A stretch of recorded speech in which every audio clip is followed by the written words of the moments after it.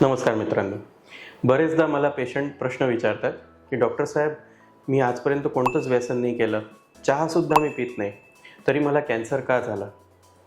आणि तो माझा ओळखीचा, तो रोज दारू पितो, रेग्युलरली तंबाखू खातो, सिगरेटा ओढतो, त्याला कधीच काही नाही झालं. तर मित्रांनो, कॅन्सर हा फक्त व्यसनांमुळे होत नाही. कॅन्सर व्हायसाठी दोन गोष्टी जरुरी असतात.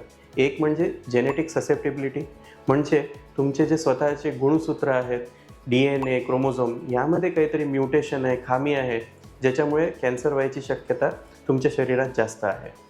आणि मग यामध्ये ट्रिगरिंग एक्सटर्नल फॅक्टर्स, की या गोष्टीला एक्सप्लॉइट करायसाठी, ट्रिगर करायसाठी व्यसन म्हणा, लठ्ठपणा म्हणा, एअर पोल्युशन, वॉटर पोल्युशन, वेगवेगळे रासायनिक खतं, केमिकल्स, पेस्टिसाइड्स या सगळ्यांमुळे कॅन्सर होण्याची शक्यता वाढून जाते. तर असं जरुरी नाही की व्यसनामुळेच कॅन्सर होतो, आणि असंही नाही की तुम्ही उद्यापासून व्यसन सुरू करा, कारण डेफिनेटली हे सायंटिफिकली प्रूव्हन आहे की अल्कोहोल, तंबाखू यामुळे कॅन्सर व्हायची शक्यता वाढते.